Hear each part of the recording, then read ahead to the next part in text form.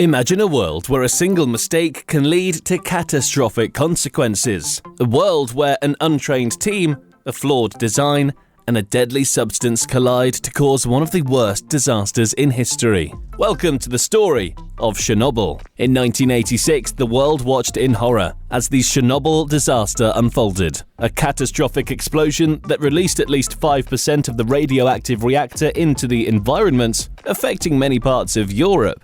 The disaster resulted in the loss of 2 Chernobyl plant workers on the day of the explosion and 28 more people within weeks as a result of acute radiation syndrome. Now, in Ohio, a derailment has sparked fear and concern among people who are drawing comparisons to the Chernobyl incident. Could this be the next Chernobyl? Join us as we uncover the details of the incident, explore the impact of the substance spilled from the train, and answer the burning question on everyone's mind. Is this a disaster waiting to happen? Before we get deeper into it, subscribe to the channel and turn on the notification bell so that you don't miss out on any of our content. According to recent federal data, the occurrence of train derailments has decreased in recent years, with only a small percentage of them resulting in the release of hazardous materials. The Association of American Railroads, a prominent industry trade group, reported a significant decline of 55% in accidents that involved the release of hazardous materials since 2012, with more than 99% of carloads arriving at their intended destination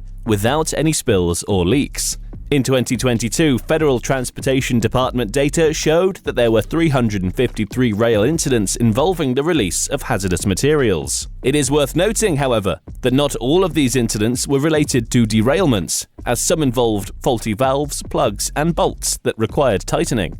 In 2015, regulators have implemented stricter standards for tank cars that transport dangerous chemicals and gas, and the rail industry has phased out older tank cars. The new safety standards include features such as high-capacity pressure relief valves, shields at both ends of the car to prevent punctures, and reinforced protection around the tank car to prevent overheating during a fire. What then could have happened in the case of Ohio? On February 3, 2022, the town of East Palestine, with a population of approximately 4,700, experienced a disaster caused by a train accident that occurred some weeks ago. A freight train, operated by Norfolk Southern, derailed while traveling east in Ohio, not far from Pittsburgh, causing 38 cars to come off the tracks. 11 of these cars contained hazardous chemicals, which either spilled onto the ground and into waterways or were burned off by authorities. According to Delphine Farmer, a chemist at Colorado State University, these hazardous chemicals were not natural substances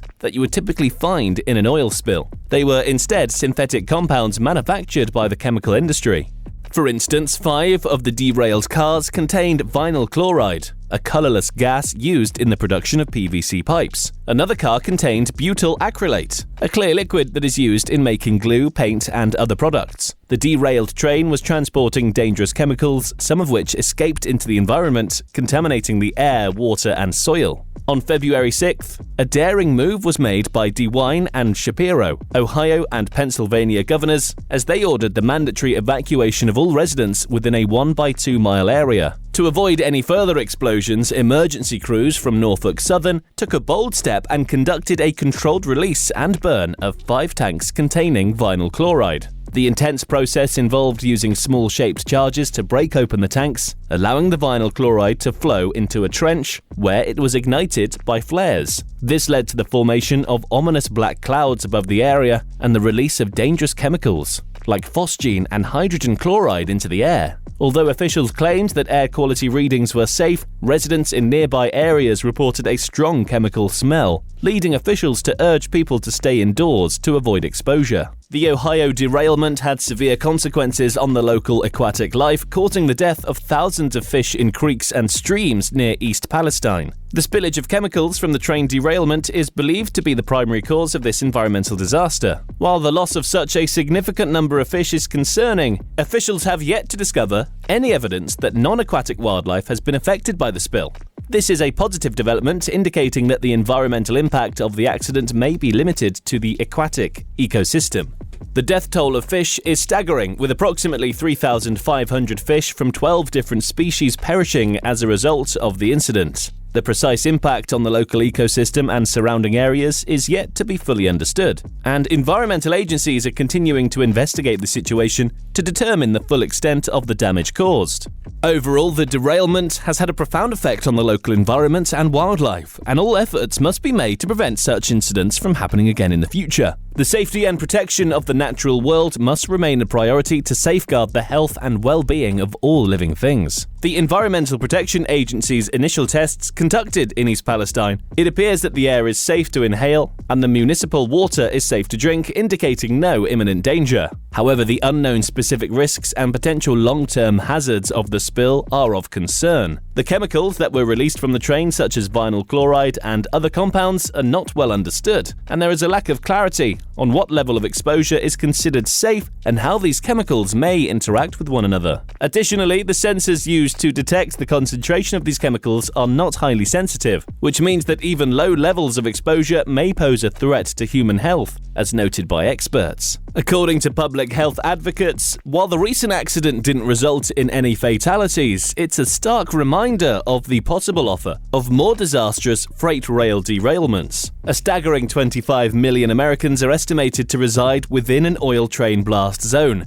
highlighting the severity of the situation. Had the derailment taken place a mere few miles east, the aftermath would have been catastrophic, with flames engulfing downtown Pittsburgh and tens of thousands of residents immediately at risk. The cause? Well, train derailments can be caused by a multitude of factors, including obstructions on the track, mechanical malfunctions, weather conditions, and human error. In this case, investigators have determined that a faulty railroad was likely the root cause of the derailment. Specifically, issues with one of the railcar axles caused the train to lose its balance and careen off the tracks. Concerns. Andrew Welton, an environmental engineer from Purdue University, has expressed concern about the potential hazards not only from the chemicals leaked from the train, but also from the compounds resulting from combustion. It's crucial to recognize that the lasting effects of the spill will be influenced by the speed and effectiveness of the cleanup efforts currently underway. The cleanup team is actively excavating contaminated soil,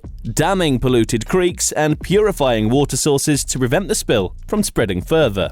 Neglecting to clean up the spill could result in its migration and lead to severe consequences. Kaminkow, the secretary for the Railroad Workers United, voiced his concern that the Palestine wreck is merely the visible portion of a larger problem and should be viewed as a warning sign.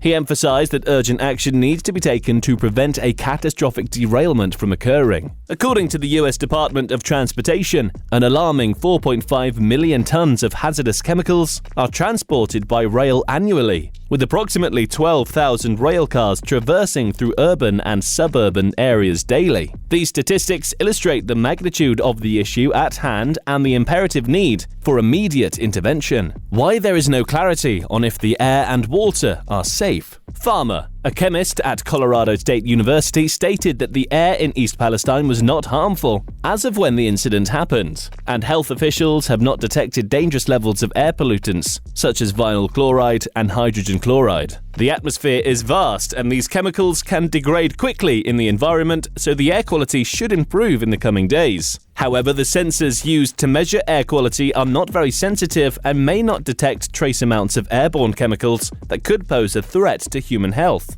Additionally, scientists are uncertain about the safe long-term exposure levels to these strange, less tested compounds. More high-quality data on air quality is expected to be released by the Environmental Protection Agency. Fortunately, the water in East Palestine is safe to drink, as tests have come back clean for harmful chemicals in municipal water wells and streams. People using private wells should still drink bottled water until their wells have been tested, according to health officials. We have come to the end of today's video. What do you think about the Ohio derailment? Share your thoughts in the comment section below, and if you've enjoyed this video, make sure to give it a thumbs up and don't forget to subscribe to this channel for more updates. Thank you for watching.